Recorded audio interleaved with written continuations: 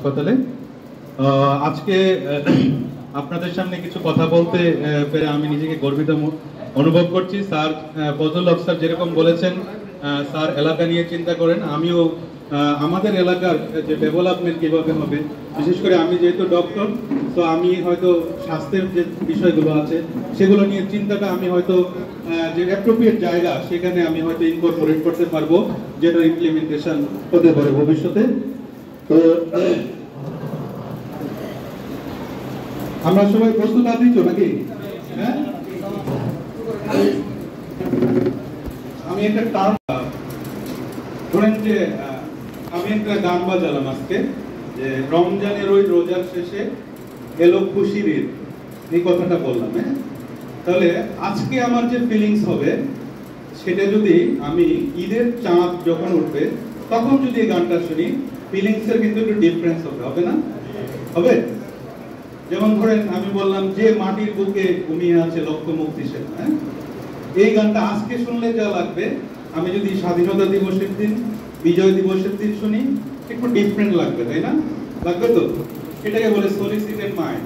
তাহলে আমাদের মনের পরিবর্তন করতে হবে, যে কোনো একটা বিষয়ের যে মানে ভিতরের যে জিনিসটাকে যদি আমরা পেতে চাই, তাহলে আমাদের একটা বিষয়ের প্রতি কনসেন্ট্রেটেড করতে হবে।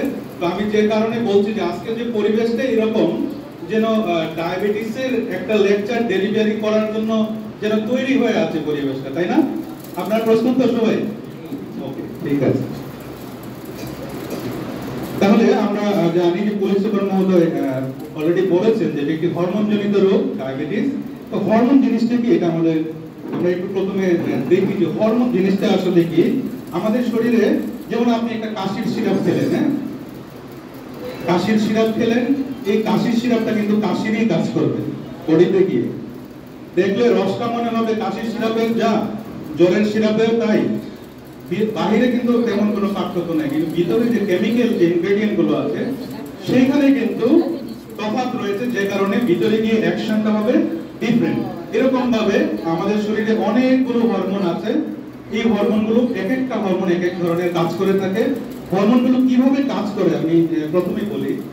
একটা মানুষের যখন সৃষ্টি হয়, দেখেন এটা হলো ওভাম বা ডিম্বাণু, আর এটা হলো শুক্রাণু। ডিম্বাণু মেয়েদের থাকে, শুক্রাণু পুরুষের থাকে। এই শুক্রাণু এবং ডিম্বাণু যে বৃদ্ধি লাভ করে, ম্যাচুরিটি লাভ করে, সেগুলো কিন্তু হরমোনের প্রভাবে, ঠিক আছে? এবং এই যে মায়ের জরায়ুর ভিতরে প্রতিস্থাপিত হয় হরমোনের প্রভাবে, বৃদ্ধি লাভ করে হরমোনের প্রভাবে, বড় হতে থাকে হরমোনের প্রভাবে, এবং একটা শিশু যখন প্রথম দিন পৃথিবীতে ভূমিষ্ঠ হয়, সেখানে অক্সিটোসিন নামক একটা হরমোন জরায়ুকে সংকুচিত করে এবং নিচের দিকে প্রসারিত করে, এবং একটি শিশু পৃথিবীতে ভূমিষ্ঠ হয়, সেটাও কিন্তু হরমোনের প্রভাবে। এবং একটা শিশু জন্ম হওয়ার পরে তার বৃদ্ধি এবং বিকাশ পুরোটাই কিন্তু হরমোনের উপর নির্ভরশীল।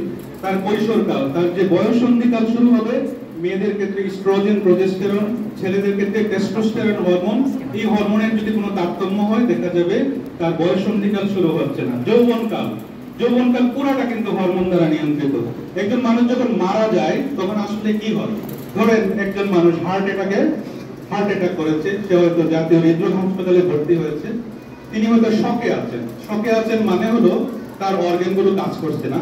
তখন আমাদের বডির যে হরমোনগুলো আছে, যেমন cortisol hormone, adrenaline, noradrenaline hormone, তারা কিন্তু এই মানুষটাকে বাঁচিয়ে রাখার চেষ্টা করে।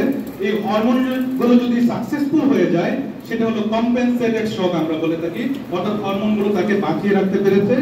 আরেকটা হলো যে হরমোন যদি ফেল করে যায়, সেটাকে বলে আমরা ডিকম্পেনসেটেড শক, অর্থাৎ হরমোন ফেল, মানুষ মারা যাবে, অর্গান ফেল হয়ে গেছে, হরমোনও ফেল করেছে এবং মানুষটা মারা গেছে। তাহলে আমরা এটা বুঝতে পারছি যে মানুষের জন্ম থেকে মৃত্যু পর্যন্ত প্রতিটি গুরুত্বপূর্ণ কাজে আমাদের হরমোনের ভূমিকা রয়েছে।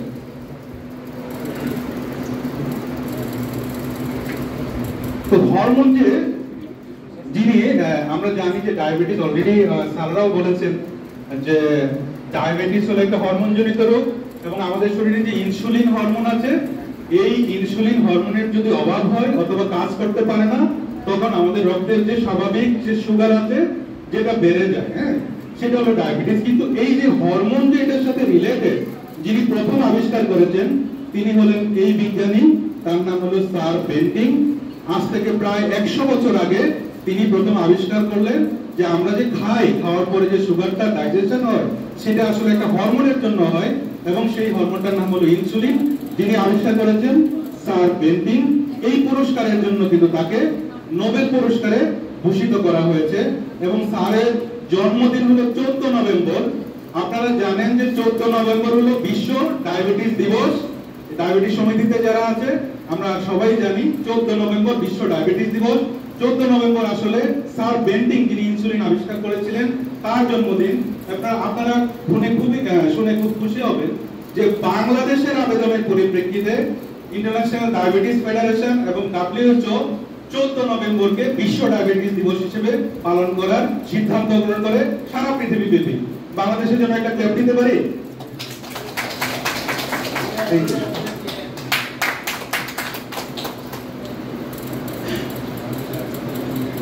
অলরেডি আমরা বলে ফেলেছি যে এই যে স্যাররাও বলেছেন যে কেন হয় ডায়াবেটিস। আমাদের এই যে লিভার না, এই যে পাকস্থলী, এখানে আছে হলো অগ্নাশয়। হ্যাঁ, এই অগ্নাশয়কে মাইক্রোস্কোপের ভিতরে ঢুকিয়ে পরীক্ষা করে দেখা গেছে এখানে যে বিটা সেল আছে সেখান থেকে ইনসুলিন তৈরি হয়, এবং ইনসুলিন যদি কম তৈরি হয় অথবা ঠিকই তৈরি হয় কিন্তু আমাদের শরীরের টিস্যুতে গিয়ে ঠিক মতো কাজ করতে পারে না বিভিন্ন কারণে, তখন আমাদের যে রক্তের স্বাভাবিক মাত্রা আছে যেটা বেড়ে যায়, যেটাকে আমরা ডায়াবেটিস মেলাইটাস বলছি।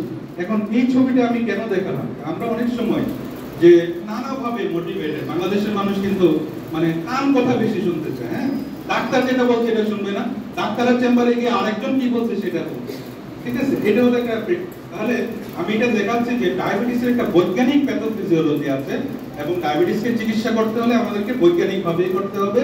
এখানে গাছের লতা পাতা, ডায়াট কেয়ার, করলার রস, করলার জুস ইত্যাদি আপনি খেতে পারেন, আমরা নিষেধ করি না, কিন্তু এগুলো গবেষণায় প্রমাণিত নয়।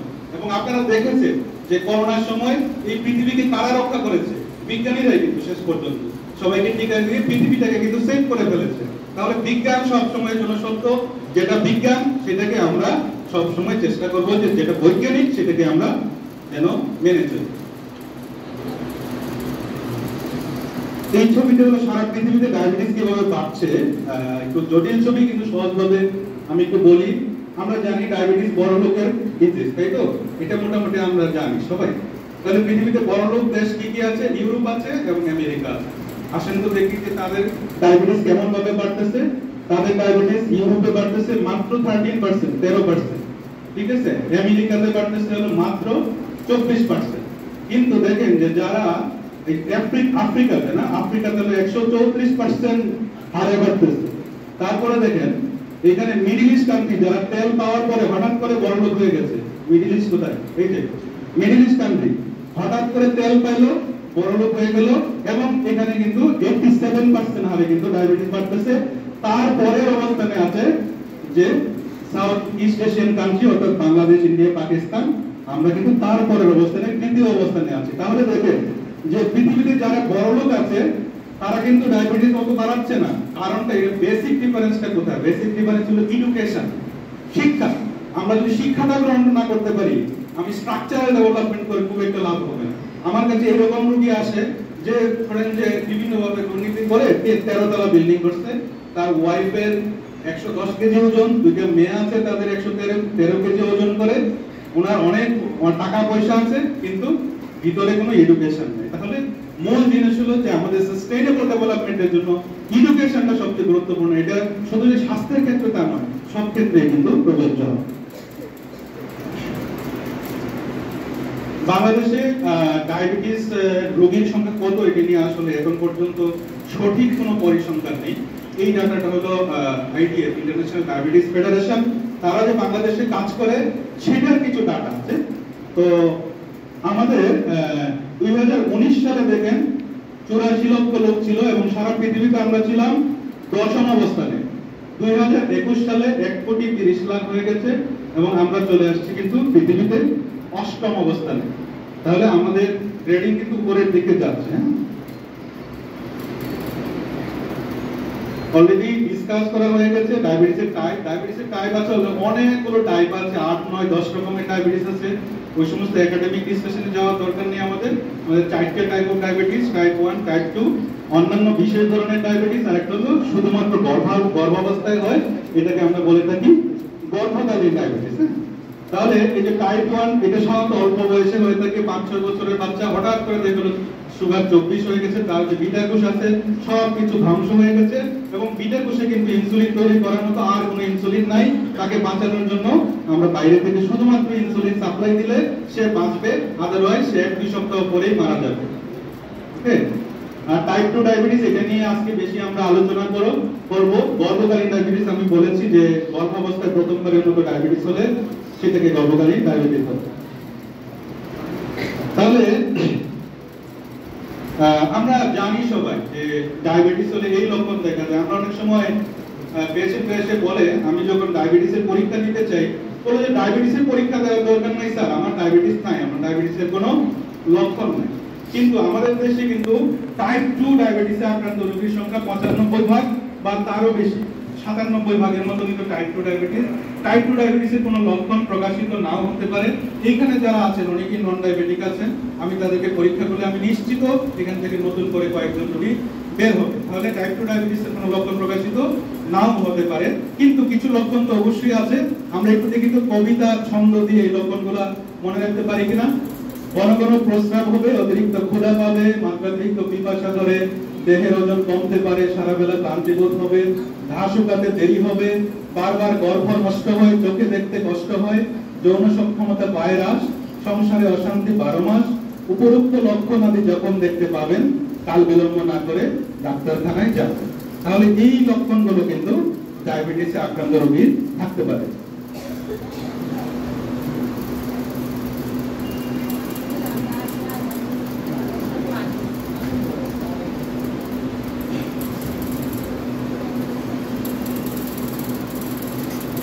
ওকে, কারা ডায়াবেটিসের ঝুঁকিতে আছেন, এটা তো জানা দরকার যে কাদের ডায়াবেটিসের ঝুঁকি বেশি। আমরা হলো জাতিগতভাবে আমরা এশীয় অঞ্চলের মানুষের মধ্যে ডায়াবেটিস সারা পৃথিবীতে কিন্তু অনেক বেশি। তাহলে জাতিগতভাবেই কিন্তু আমাদের ডায়াবেটিসের হওয়ার প্রবণতা বেশি। তারপরে যদি বংশের মধ্যে কারো থাকে তাহলে কিন্তু ডায়াবেটিসে আক্রান্ত হওয়ার ঝুঁকি বেশি। যেমন একজন মায়ের হয়তো ডায়াবেটিস আছে, তার 4 সন্তান আছে, এই 4 সন্তানের কিন্তু ভবিষ্যতে ডায়াবেটিসে আক্রান্ত হওয়ার ঝুঁকি বেশি। এই জিনিসটি আমাদের ফ্যামিলি সদস্যদের মাথায় রাখতে হবে। তাহলে একটা করোনা ভাইরাস যেরকম 1 জন থেকে 3 জন, 3 জন থেকে 9 জন, 9 জন থেকে 7 জন এভাবে ছড়ায়, ডায়াবেটিসটাও কিন্তু অনেকটা এভাবে জেনেটিক্যালি, অনেকে জ্যামিতিক হয়। বাবা মায়ের আছে, অনেক বেশি সন্তানের হবে, হয়তো মায়ের আছে, হয়তো 1-2 জন সন্তানের হবে, এইভাবে কিন্তু জেনেটিক্যালি ট্রান্সমিটেড হয়। আমাদের কাছে অনেক পেশেন্ট আসে, বলে যে স্যার আমার মাত্র বয়স 24 বছর, আমি সকল নিয়ম কানুন মেনে চলি, কিন্তু আমার কেন ডায়াবেটিস হলো? আমি তো ডায়াবেটিসের রোগীর মতোই চলি। তাহলে যে বংশগত প্রবণতা যেটা, এটা খুবই শক্তিশালী একটা রিস্ক ফ্যাক্টর ডায়াবেটিস হওয়ার জন্য। তাহলে আমরা কিন্তু আমাদের বাবা মার কাছ থেকে শুধুমাত্র সম্পদ পাচ্ছি না, আমাদের ভিতরে, জিনের ভিতরে জেনেটিক অনেক ইনফরমেশন আমরা কিন্তু পাচ্ছি, যেটা পরবর্তী বংশধরের মধ্যে কিন্তু সেটা প্রকাশিত। আরেকটা হলো যাদের মেদ বড়ি আছে, অনেক ওজন বেশি, যারা কায়িক পরিশ্রম করে না, তাদের ডায়াবেটিসের ঝুঁকি বেশি।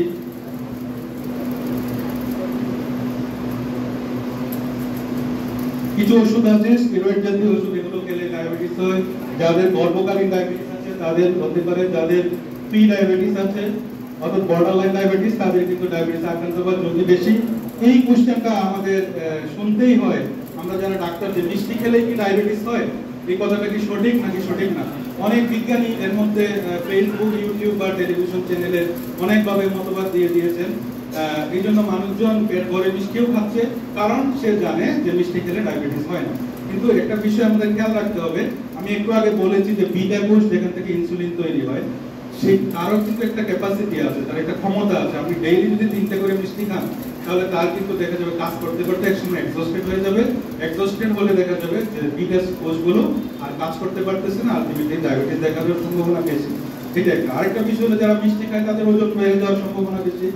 ওজন যদি বেড়ে যায় তাহলে কিন্তু তার ভবিষ্যতে ডায়াবেটিস আক্রান্ত হওয়ার ঝুঁকি বেশি। সেজন্য কোনো সামাজিক, পারিবারিক, রাষ্ট্রীয় অনুষ্ঠানে আমরা যেন মিষ্টি খাওয়াটাকে প্রমোট না করি সেদিকে খেয়াল রাখতে হবে। তাহলে ডায়াবেটিসের ঝুঁকির পরে আমরা আসলে কি একজন মানুষের ডায়াবেটিস আছে কিনা এটা কিভাবে বুঝবো? আসলে আমরা পরীক্ষা নিরীক্ষার মাধ্যমে শুধু বুঝতে পারি। লক্ষণ আমি যেগুলো বলেছি সেগুলো কিন্তু ডায়াবেটিস ছাড়া অন্য কিছু ডিজিজ আছে, সেখানেও কিন্তু এই লক্ষণগুলো প্রকাশিত হতে পারে। তাহলে ডায়াবেটিস কনফার্ম হতে হবে অবশ্যই গ্লুকোমিটার দ্বারা না, ল্যাবের পরীক্ষার মাধ্যমে আমাদের কনফার্ম হতে হবে যে আমার ডায়াবেটিস আছে নাকি নাই। ল্যাবের পরীক্ষা কি আমি ফাস্টিং ব্লাড সুগার দেব, যদি 7 মিলিমোল পার লিটার বা তার বেশি হয় তখন আমরা বলবো যে ডায়াবেটিস আছে। গ্লুকোজ খাওয়ার 2 ঘন্টা পরে যদি 11.1 বা তার বেশি হয় তাহলে আমরা বলবো ডায়াবেটিস আছে। র‍্যান্ডম ব্লাড সুগার যদি 11.1 মিলিমোল বা তার বেশি হয় তখন আমরা বলবো যে আমার ডায়াবেটিস হয়ে গেছে। আরেকটা বিষয় হলো 3 মাসের সুগারের গড় HbA1c আমরা যেটা বলে থাকি, এটা খুবই গুরুত্বপূর্ণ। HbA1c যদি 6.5 6.5 বা তার বেশি হয় তখন আমরা বলবো যে তার ডায়াবেটিস হয়েছে। ডায়াবেটিসের জটিলতা নিয়ে অনেক কথা বলা হয়ে গেছে, স্যাররাও বলেছেন। আসলে স্যাররা এত কিছু জানেন আমি কিন্তু বুঝতে পারি না, স্যাররাও যে এক্সপার্ট হয়ে গেছেন এটা আমি বুঝতে পারি না। ভালোই বলছেন। আমি বাংলাদেশ বেতারে যাই, বাংলাদেশ টেলিভিশনে মোটামুটি নিয়মিতই যাই।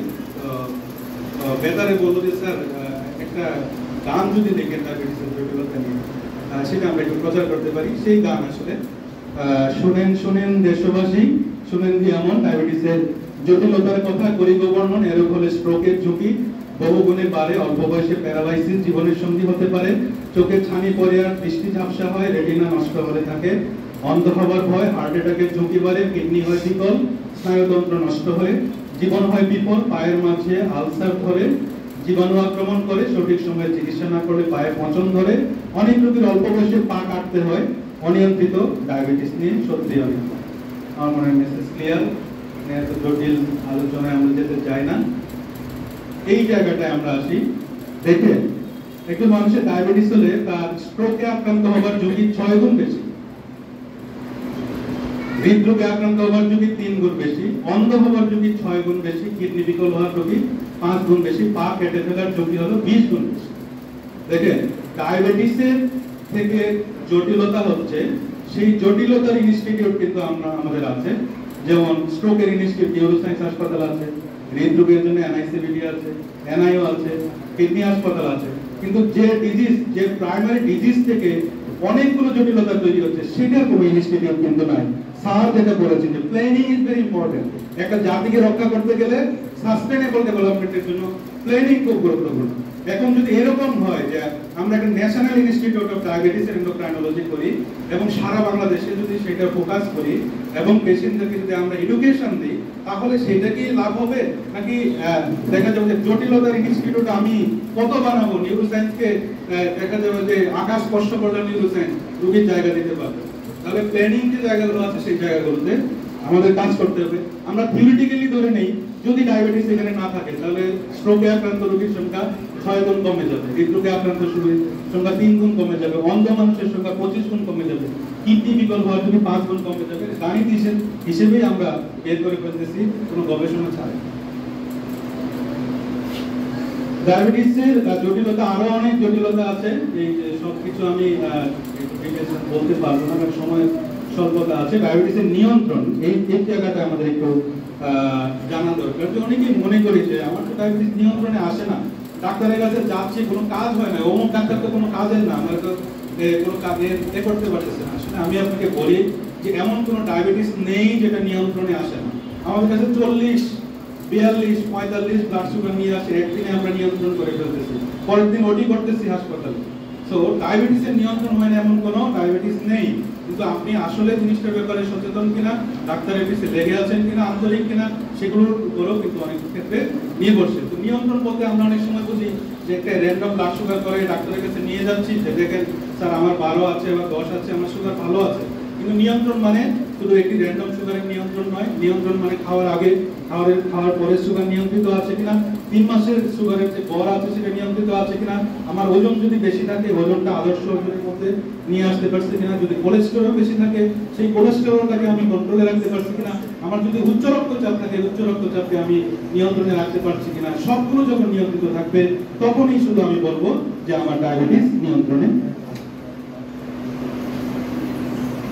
তাহলে নিয়ন্ত্রণের জন্য সবচেয়ে যেটা জরুরি সেটা হলো আজকে যে প্রোগ্রাম ডায়াবেটিস শিক্ষা। এই শিক্ষার মাধ্যমে আমরা একজন ডায়াবেটিসে আক্রান্ত রোগীর খাদ্যাভ্যাস কেমন হবে, যাদের ডায়াবেটিস নাই তাদের খাদ্যাভ্যাস কেমন হবে, ব্যায়াম কিভাবে করতে হবে, কতক্ষণ করতে হবে, কি কি ওষুধ খেতে হবে, এগুলো আসলে আমরা এডুকেশনের মাধ্যমে আমরা কিন্তু ইমপ্রুভ করতে পারি ও ডায়াবেটিসকে নিয়ন্ত্রণ করতে পারি, জটিলতা মুক্ত করতে পারি।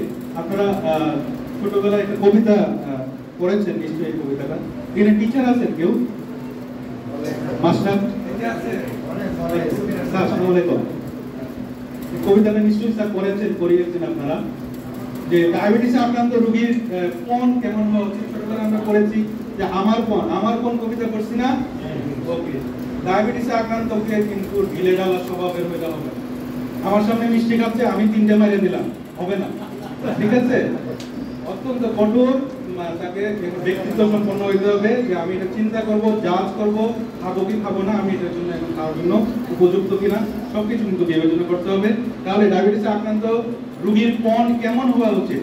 পিছনে যারা আছেন শুনতে পারতেছেন? সকালে উঠিয়ে আমি মনে মনে বলি, সারাদিন আমি যেন সুশৃঙ্খল হয়ে চলি। আদেশ করেন যাহা মোর চিকিৎসক গণে, আমি যেন সেই কাজ করি ভালো মনে। ডায়াবেটিস শিক্ষা নিতে হই যেন ব্রত, চিকিৎসকের পরামর্শ যেন রাখি অব্যাহত। পুষ্টি গ্রহণ করি যেন চার্টে যেমন লেখা, চিকিৎসকের পরামর্শ নেব কিছু রোগের টিকা। নিয়মিত ব্যায়াম করার করি যেন পণ, মনোবিজ্ঞানীর পরামর্শ নেব বেজার হলে মন। প্রয়োজনে ওষুধ দিতে না করি যেন দ্বিধা, বিলাসিতা ছেড়ে যেন হই সদাসিধা। ডায়াবেটিসের কাছে যেন না হই উপকার, ডায়াবেটিসে পরাস্ত হোক আমার বাজিকা। ভালো হয়েছে? ডায়াবেটিসে আক্রান্ত মানুষ এবং ডায়াবেটিস দুইজনের একটা যুদ্ধ হয়।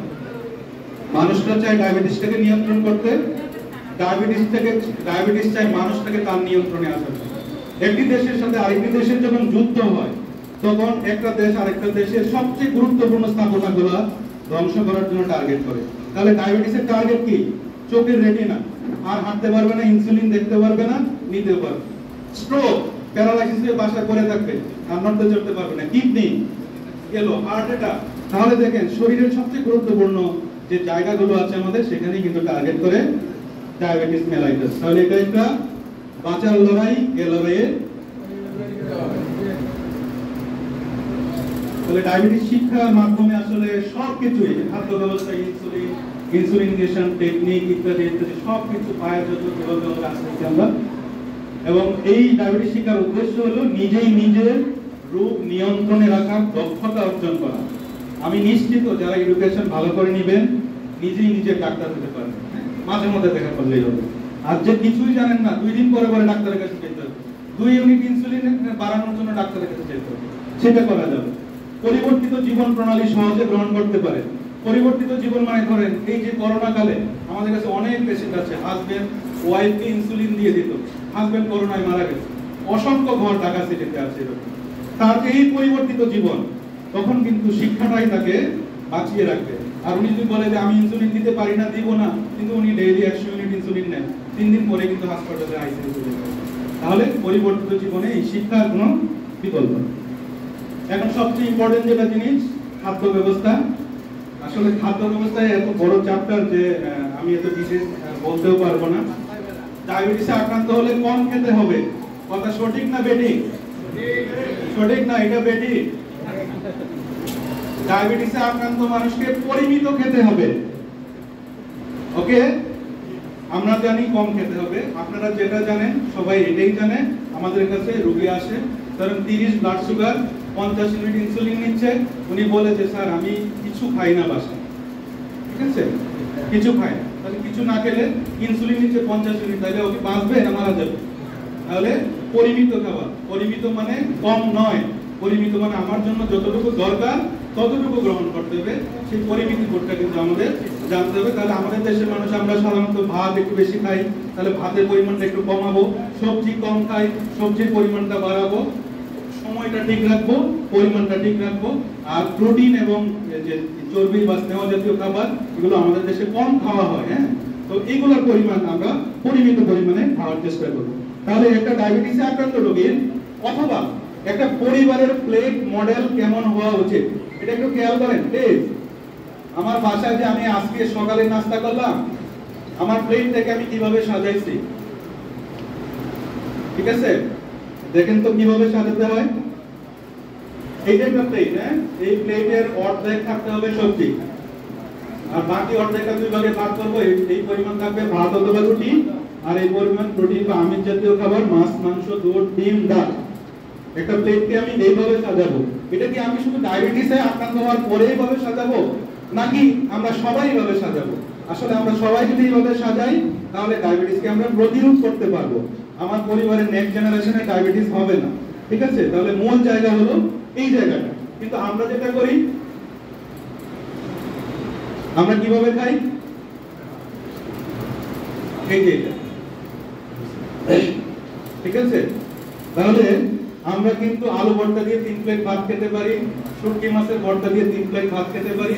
খাওয়ার সময় আমরা চিন্তাও করি না আমি যে খাবারটা গ্রহণ করেছি এর মধ্যে শর্করার পরিমাণ কত আছে, আমিষের পরিমাণ কত আছে, এগুলো কিন্তু আমরা হিসেব করি না। তাহলে দেখেন তো, আমরা সারা পৃথিবীতে এই যে আমি বলতেছি ভাত রুটি আমরা বেশি খাই, আমি কি সত্য বলতেছি না মিথ্যা বলতেছি? একটু দেখেন, সারা পৃথিবীতে এই ভাত রুটি এই সমস্ত খাবার যারা খায় তাদের মধ্যে বাংলাদেশের অবস্থান হলো তৃতীয়। অর্থাৎ আফ্রিকার কিছু দরিদ্র দেশ, রুয়ান্ডা, বুরুন্ডি, হ্যাঁ, ওই সমস্ত দেশে যেভাবে ওরা শর্করা জাতীয় খাবার পায়, কিছু পায় না, ওরা যেভাবে খায় আমরা প্রায় কাছাকাছি কিন্তু খাচ্ছি। তাহলে শর্করার পরিমাণ কিন্তু আমাদের খাবারে অনেক বেশি। এই জায়গাটাতে আমাদের কাজ, আমরা শাকসবজি, ফলমূল বলেছি, যে কোনো শাক ডায়াবেটিস আক্রান্ত রোগী ইচ্ছে মতো পেট ভরে খেতে পারবে, এখানে কোনো মাপ নাই, ঠিক আছে? এই যে মাটির নিচে সবজি কম খেতে হবে, কম মানে বাদ না, কিন্তু সবাই যেটা মনে করে মাটির নিচে হলে বাদ, সেটা না। ফলগুলোর মধ্যে এই ফলগুলো ইচ্ছা মতো পেট ভরে, এটা কোনো মাপ নাই, মাপামাপির দরকার নেই, এই ফলগুলো ইচ্ছা মতো পেট ভরে খাওয়া যাবে। আর এই যে কামরাঙ্গা, এটা খেতে কিন্তু সাবধান, কারণ এটা হঠাৎ করে কিন্তু কিডনি ফেলিয়ার হয়ে যেতে পারে। এটার মধ্যে কিছু টক্সিক সাবস্টেন্স আছে, সেজন্য বাসায় যাবে কামরাঙ্গার এই গাছ আছে, আমরা এটা খেতে পারি। রসালো ফল পরিমাণ মতো খেতে হবে, হ্যাঁ, বাদ দেওয়া যাবে না। ডায়াবেটিস আক্রান্ত মানুষকে কিন্তু প্রতিদিন একটা ফল খেতে হবে, বাদ দেওয়া যাবে না কিন্তু, হ্যাঁ। তাহলে যেটা করতে হবে আমাদের, পরিমাণটা ঠিক আছে কিনা সেটা আমরা খেয়াল রাখবো। রঙের সাথে আমাদের ফুড সিলেকশনের ব্যাপার আছে, যত রঙিন তত খারাপ, ঠিক আছে? এটা খেয়াল রাখবেন, যত বর্ণাঢ্য তত খারাপ, যত সিম্পল তত ভালো। তাহলে সবচেয়ে দেখেন যে লাল রঙের সবজি গেলে সুগার বাড়বে, তার চেয়ে ভালো কমলা, তার চেয়ে ভালো হলুদ, সবচেয়ে ভালো সবুজ শাকসবজি। এবং ফলমূল যে একটা ভালো জিনিস, সেটা ধর্মগ্রন্থগুলোতেও কিন্তু এসেছে। দেখেন বলা হয়েছে যারা বেহেশতে যাবে, আমি মুসলিম ধর্মের কথা বলছি, যে তাদেরকে কিন্তু বেহেশতের খাবার হিসেবে ফ্রুটস দেওয়া হবে। এটা তো আপনারা জানেন, তাই না? হ্যাঁ, আমি হিন্দু ধর্মের এগুলো নিয়ে ঘাটাঘাটি করেছি, সেখানেও দেখলাম যে প্রসাদ, সেখানেও কিন্তু ফল দেওয়া। বাইবেলেও আমি একটু ঘাটাঘাটি করেছি, দেখেছি সেখানেও কিন্তু ফলের গুরুত্ব রয়েছে। তাহলে এই ফলগুলো কিন্তু স্বর্গীয় খাবার, তাহলে স্বর্গীয় খাবার নিশ্চয়ই ভালো হওয়ার কথা, নাকি? তাহলে কি আমরা পেট ভরে কি ভাত আলু ভর্তা খাবো, নাকি শাকসবজি ফলমূল খাবো? কোনটা? শাকসবজি ফলমূল খাবো। আমার মনে হয় আমরা স্বর্গে যাওয়ার পরে ওইটাই চাইবো, যে আমাদেরকে পেট ভরে ভাত খাইতে হবে, হ্যাঁ। আচ্ছা, ওই শর্করা জাতীয় খাবার আমরা যেটা সবচেয়ে বেশি গ্রহণ করে থাকি আমরা জানি। এখন অনেকে প্রশ্ন করেন যে ভাত খাবো নাকি রুটি খাবো, কোনটা খাবো, কনফিউশনে পড়ে যায় অনেক সময়, হ্যাঁ। তাহলে এই সবগুলাই কিন্তু খাওয়া যাবে, হ্যাঁ, পরিমাণ ঠিক রেখে এই সবগুলো খাওয়া যাবে। যেটা করতে হয়, বিনিময় খাদ্য তালিকা, একটি খাবারের পরিবর্তে অন্য একটি খাবারের কতটুকু খেলে আমার ক্যালোরি পরিবর্তন হবে না, সুগার বাড়বে না, এটা কিন্তু আমাদের শিখতে হবে। প্রতিদিন একই চেহারার শুকনা পাতলা রুটি সকালে উঠে আপনার সামনে এসে উপস্থিত হবে, এবং আপনার দেখবেন যে ভালো লাগতেছে না, জীবনটা অতিষ্ঠ হয়ে যাচ্ছে ডায়াবেটিসের জন্য। সেটা করা যাবে, সেটা হলো যে একটা খাবারের পরিবর্তে অন্য একটা খাবারের কতটুকু খাওয়া যাবে, সেটা কিন্তু ডায়াবেটিসের বইতে লেখা আছে, সেটা আপনারা কিন্তু জেনে নিন। আমরা প্রথমে বাজারে গিয়ে যে সবজিটা সবার আগে কিনি সেটার নাম হলো আলু, আলু কোনো সবজি নয়। দেখেন তো আলু নিয়ে কিছু জ্ঞান থাকা দরকার। এতে থাকে পানি, জটিল শ্বেতসার, নানা রকম ভিটামিন, অ্যামাইনো অ্যাসিডও থাকে। আলুর পোষণ, প্রোটিন, আয়রন শরীর ভালো রাখে। একটি তথ্য জেনে প্রকাশ করবেন বিস্ময়, মিষ্টি আলুর চেয়ে গোল আলুতে ডায়াবেটিস বেশি হয়। গর্ভাবস্থায় আলু খেলে ডায়াবেটিসের ঝুঁকি বেড়ে যায়। এই তথ্যটি উঠে এসেছে সাম্প্রতিক গবেষণায়। আলু খেতে যদিও নিষেধ নাই সেই অর্থে আলু খেতে চাইলে খাবেন ভাতের পরিবর্তে।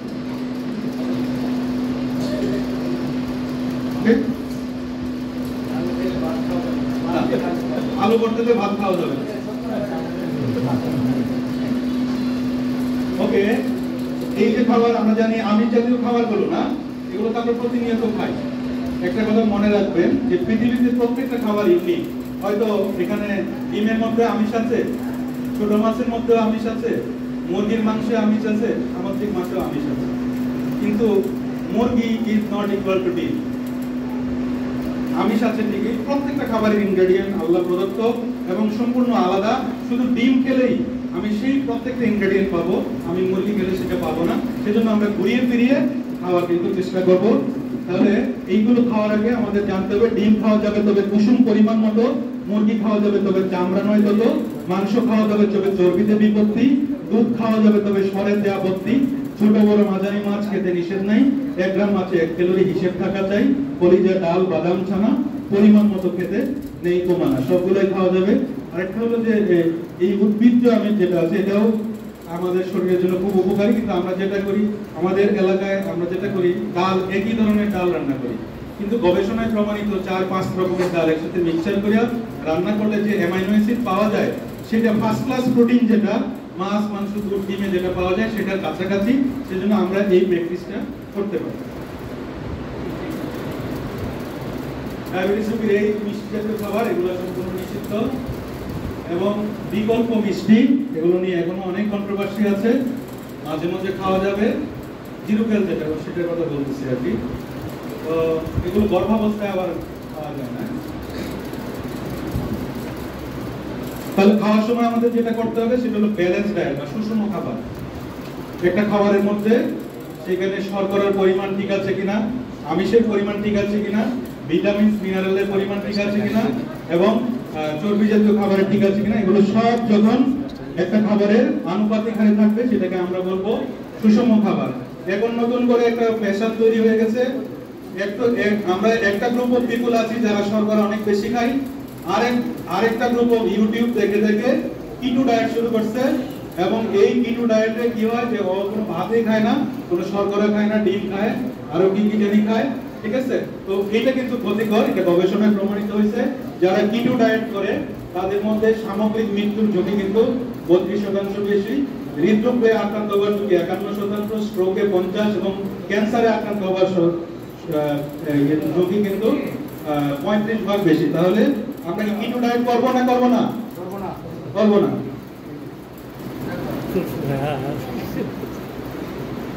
ব্যায়াম, স্যার অলরেডি বলেছেন যে ব্যায়াম খুবই গুরুত্বপূর্ণ।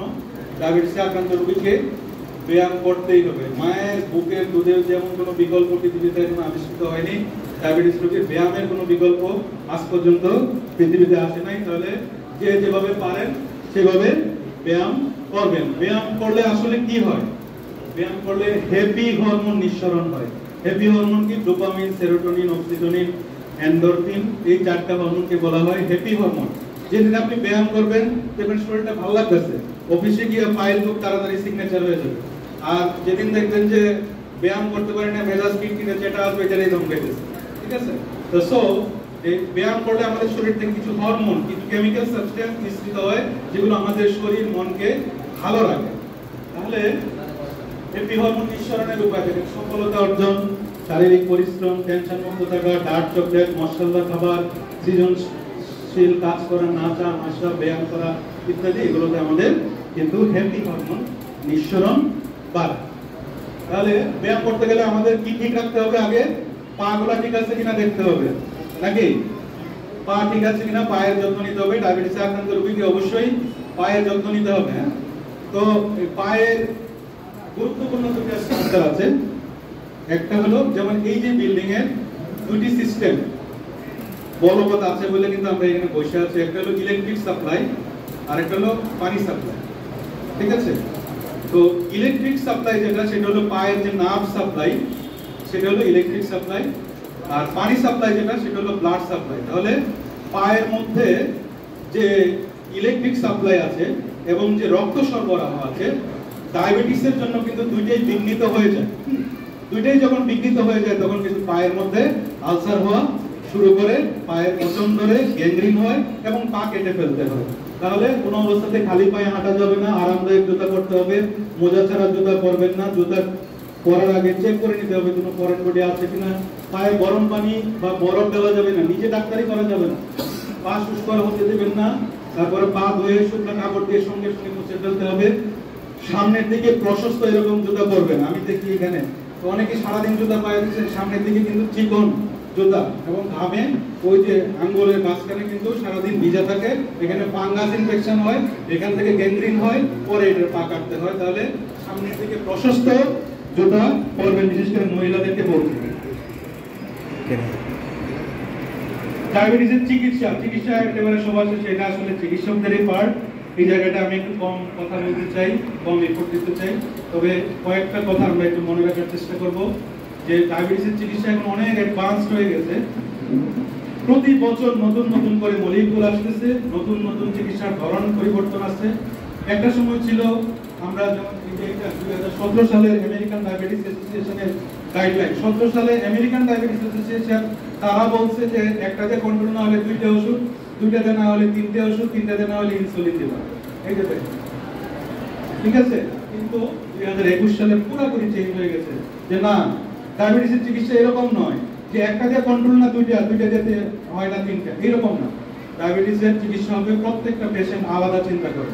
একটা পেশেন্টের ডায়াবেটিস আছে, হার্টের সমস্যা আছে, তার চিকিৎসা হবে একরকম। একটা পেশেন্টের ডায়াবেটিস আছে, কিডনির সমস্যা আছে, তার ওষুধ হবে একরকম। একটা পেশেন্টের ডায়াবেটিস আছে, হার্ট ফেলিওর আছে, তার চিকিৎসা হবে একরকম। এইভাবে পেশেন্ট টু পেশেন্ট, প্রত্যেকটা পেশেন্ট আলাদা বই, তাকে বিস্তারিত বিশ্লেষণ করে, অ্যানালাইসিস করে তার জন্য কোন ওষুধটা প্রযোজ্য সেটাকে আমাদের সিলেকশন করতে হবে। আরেকটি বিষয় হলো ইনসুলিন। আপনারা জানেন যে ইনসুলিন নিয়ে অনেক একাডেমিক কথা, এগুলো আমি যেতে চাই না। ইনসুলিন কোথায় কোথায় দিতে হয়, সবাই যেটা করেন যে ভুলটা করেন এই যে নাভির চারদিকে এই জায়গাটার মধ্যে ইনসুলিন দেন, হ্যাঁ, কিন্তু নাভির চারদিকে ইনসুলিন দিতে কিন্তু বলা হয়েছে যে এই যে পেটের মধ্যে যে বড় জায়গা আছে, সেই বড় জায়গায় এক এক জায়গায় আমরা ইনসুলিন দেব। আমরা সব সময় যদি একই জায়গায় ইনসুলিন দেই, দেখা যাবে এই জায়গা শক্ত হয়ে গেছে, পরে আপনি ইনসুলিন দিচ্ছেন, হয় সুগার বেড়ে গেছে, না হয় কমে কাজ করতেছে। ঠিক আছে, এই জায়গাগুলোতে ইনসুলিন কোথায় রাখতে হবে, এখানে অ্যাডমিনিস্ট্রেটিভ কিছু ব্যাপার আছে, আমি এটা একটু বলি। যে আমরা জানি যে ইনসুলিন ফ্রিজে রাখতে হয়, তাই তো? ফ্রিজে রাখতে হয়, এইটার মধ্যে একটু ভুল আছে। সকল ইনসুলিন ফ্রিজে রাখতে হয় না, শুধু ভায়ালটাকে ফ্রিজে রাখতে হয়। ভায়াল থেকে কলমে ঢোকানোর পরে আর ফ্রিজে রাখানোর দরকার নেই। আরেকটা বিষয় হলো এটা ম্যাডামদের জন্য, সেটা হলো যে অনেকেই আছে ওষুধের দোকান বন্ধ করে রাত্রে 11টার সময় বাড়ি চলে যায়, ইনসুলিন কিন্তু রয়ে গেছে, ইনসুলিন কিন্তু ফ্রিজে আছে, ফ্রিজ কিন্তু বন্ধ আছে, সেই ইনসুলিন কিন্তু কাজ করবে না। ঠিক আছে, তাহলে ওই আমি কোন জায়গা থেকে ইনসুলিন নিব এটাও কিন্তু খুব গুরুত্বপূর্ণ।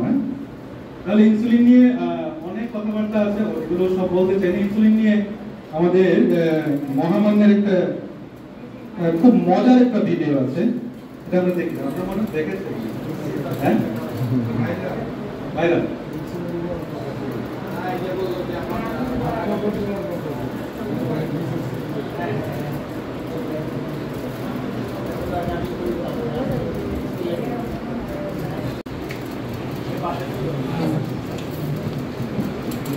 ওকে, আরেকটা জিনিস আমাদের যেটা জানতেই হবে হলো হাইপোগ্লাইসেমিয়া বা সুগার কমে যাওয়া, নীল হয়ে যাওয়া। সকল ডায়াবেটিসে আক্রান্ত রোগীকে এটা কিন্তু জীবনে কোনো না কোনো সময় ফেস করতেই হয়। তাহলে আমরা কিভাবে বুঝবো যে আমার হাইপোগ্লাইসেমিয়া হয়ে যাচ্ছে? শরীরে দারুণ অস্বস্তি বোধ, ক্ষুধায় পরাণ যায়, বুক ধরপর, শরীর কাঁপা, ঘাম সারা গায়ে, দৃষ্টি ঝাপসা, কনফিউশন হয়, মাথা ব্যথা, আচরণ অস্বাভাবিক, সাথে উল্টাপাল্টা কথা। সুগার কমার বহিঃপ্রকাশ হতে পারে ঝিমুনি, অনেক সুগার কমে গেলে হতে পারে খিঁচুনি, অজ্ঞান হওয়া, মারা যাওয়া অস্বাভাবিক নয়। ডায়াবেটিস রোগীর হাইপো নিয়ে সত্যি অনেক ভয়। তাহলে হাইপোগ্লাইসেমিয়া হলে আমরা কি করব? এরকম লক্ষণ প্রকাশিত হলে গ্লুকোমিটার যদি থাকে, গ্লুকোমিটার দিয়ে আমরা সুগারটা দেখে নিব।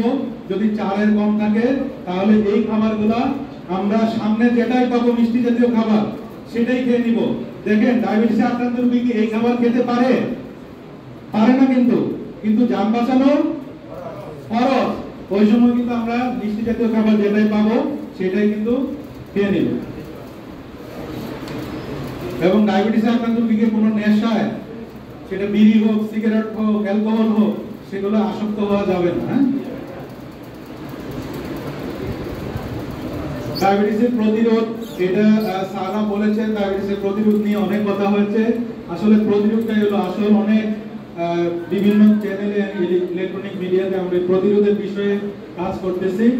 আরেকটা ডিজিজ হলো ডায়াবেটিসের মতো, সেটা হলো উচ্চ রক্তচাপ।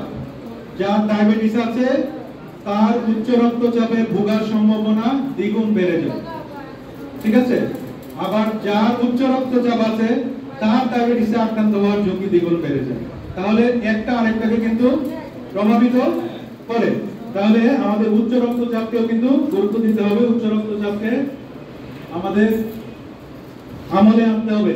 আমি অনেক প্রেজেন্টেশন ছোটখাটো করে ফেলছি কারণ সময় খুবই সংক্ষিপ্ত, শেষের দিকে চলে আসতেছি। আমরা বাড়ি যাওয়ার সময় কি নিয়ে যাব? Take home message. বাড়ি যাওয়ার সময় কি মাথায় করে নিয়ে যাব একটু খেয়াল করেন। সকল প্রকার ফাস্টফুড পর্ব পরিহার, কোমল পানীয় ধারে কাছে কখনো যাব না আর। ওকে। 2 নাম্বার, ফেয়ার এন্ড লাভলি মেকে কেউ ফর্সা হইছে আজ পর্যন্ত দেখছেন? পাইছেন? ফেয়ার এন্ড লাভলি মাখার পরে সে ফর্সা হয়ে গেছে, এরকম কাউকে পাওয়া গেছে? তাহলে তো আফ্রিকার মহাদেশে সবাই ফর্সা থাকে, ঠিক আছে? তাহলে ফেয়ার এন্ড লাভলি মেকে যেমন কেউ ফর্সা হতে পারে না, এনার্জি ড্রিঙ্কে কারো এনার্জি বাড়বে না। বরঞ্চ ডায়াবেটিসে আক্রান্ত রোগী যদি এনার্জি ড্রিঙ্ক খায়, এটার মধ্যে সুগার আছে এবং সুগার খুব দ্রুত তাকে দুর্বল করে ফেলবে। তাহলে কোনো এনার্জি ড্রিঙ্ক আমরা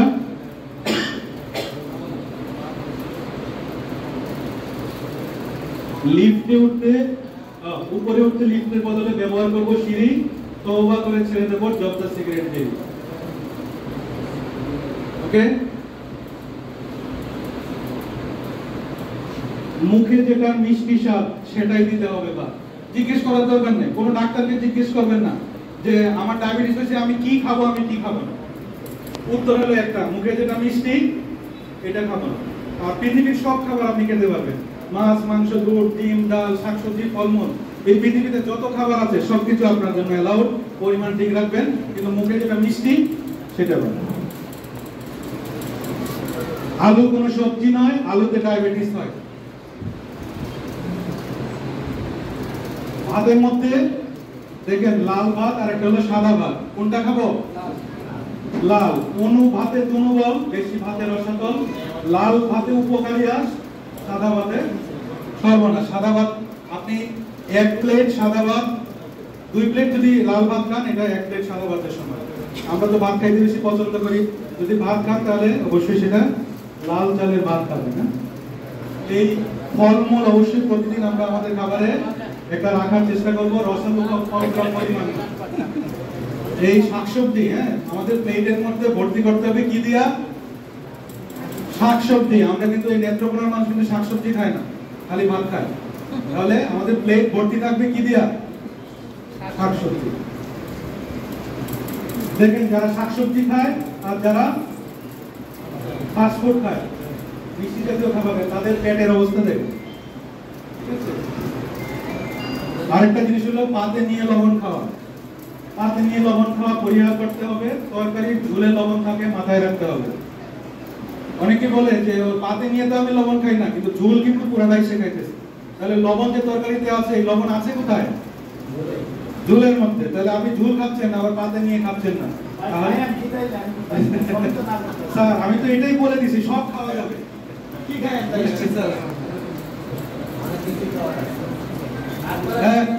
শেষের দিকে চলে আসছি।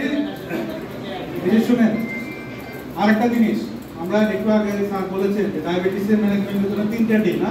প্রথমটি হলো ডিসিপ্লিন, 2 নম্বর হলো ডায়েট, 3 নম্বর হলো ড্রাগ, এখন আরেকটা আমরা বলি ড্রিম, ঘুম, পরিমিত পরিমাণ, পর্যাপ্ত পরিমাণ ঘুম। অনেক ডায়াবেটিসের কি আছে, সারা রাত ঘুমায়, টেনশন করে। ওই দিন আর রোগী আসে, আমি বললাম কি আপনার সুগার বেশি কেন? আগে তো ভালোই ছিল এই ওষুধে, বাট টেনশন করি স্যার। কেন টেনশন করে? বলেছে আমার দুইটা বাচ্চা আছে। বাচ্চা আছে, টেনশন কেন? ওই দুইটাই পড়াশোনা করে। দুইটা তো পড়াশোনা করবেই, টেনশন কেন? বুঝাই নাই কেন আলো এরিয়া টেনশন। ঠিক আছে, তাহলে মাথা থেকে এই সমস্ত টেনশন আমাদের দূর করতে হবে। ভালো মতো যদি ঘুম হয়, এটাও আমাদের ডায়াবেটিসের নিয়ন্ত্রণের জন্য সহায়ক। আমরা শেষের দিকে একদম লাস্ট কবিতা এটা, আর বিরক্ত করবো না, লাস্টের কবিতাটা একটু শুনে সবাইকে বিদায় দিয়ে দিব। এটা আসলে একটা গান, এই গানটা আমার লেখা ডায়াবেটিস আক্রান্ত রোগীর জন্য।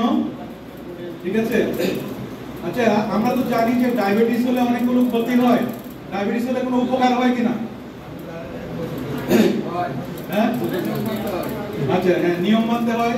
যে সুশৃঙ্খল মানুষের জীবন দুনিয়া এবং আখিরাতে দুটাই কিন্তু আল্লাহর কাছে প্রিয়। যেমন ডায়াবেটিস হলে, আচ্ছা শুনেন, ডায়াবেটিস হলে আমরা নিয়মিত পরীক্ষা নিরীক্ষা করি, ফলো আপ করি, তাহলে তার কিন্তু জটিল রোগ আগেই ধরা পড়ে যায়, তাই না? এটা ডায়াবেটিসের উপকার না? আমি একটা ঘটনা বলি 1 মিনিটে। সেটা হলো যে আমি ল্যাবে বসি, স্যার এই গল্পটা একটু শুনুন। আমি ল্যাবে বসি, ওইখানে একজন ভদ্রলোক আসলো, সে ওই এলাকার অনেক বড় একজন মাস্টার, তার সুগার আছে 26। উনি এসে কান্নাকাটি শুরু করলো, বললো ডাক্তার সাহেব আমি এমন কোনো খারাপ কাজ নেই যে আমি করি, আমার ডায়াবেটিস ধরা পড়ছে, আমার মনটা অনেক দুর্বল, তো আপনি আমাকে স্যার একটু পরামর্শ দিবেন, আমার ডায়াবেটিস যদি নিয়ন্ত্রণে আসে তাহলে আমি ভালো মানুষ হব। তারপর আমি তাকে সময় দিলাম, কাউন্সিলিং করলাম। 15 দিন পরে আসছে, তার সুগার নিয়ন্ত্রণে চলে আসছে এবং সে সত্যি সত্যি তার অন্ধকার জগৎ ছেড়ে কিন্তু আলোর জগতে চলে আসছে। কিছুদিন পরে আবার আসলো, বললো স্যার দোয়া করবেন, আমি এবার উমরায় যাচ্ছি। ঠিক আছে, কিছুদিন পরে আবার আসলো, বললো স্যার আমার জন্য দোয়া করবেন, আমি হজে যাচ্ছি। হজ থেকে আসার পরে গত মাসে আমার সাথে দেখা করলো, বললো যে স্যার আমি আবার উমরা করে আসছি। ঠিক আছে, ওকে, আমি এটা বলছি না যে উমরা করলেই মানুষ ভালো হয়ে যায়, আমি সেই জায়গায় যাচ্ছি না। আমি যাচ্ছি যে তার ভিতরের যে পরিবর্তনটা, আমি সেই জায়গাটায় কাজ করতে চাচ্ছি। তাহলে দেখেন যে তার ডায়াবেটিস ছিল বলে সে কিন্তু অন্ধকার জগৎ ছেড়ে আলোর জগতে চলে আসে। তাহলে যদি দাগ থেকে দারুণ কিছু হয় তাহলে তো দাগই ভালো। যে ডায়াবেটিস আমাকে এত সুন্দর জীবন দিতে পারে, তাহলে আমার ডায়াবেটিসের প্রতি কি, এটা একটা গান আমার সর্বশেষ স্লাইড। এটা দেখো তো,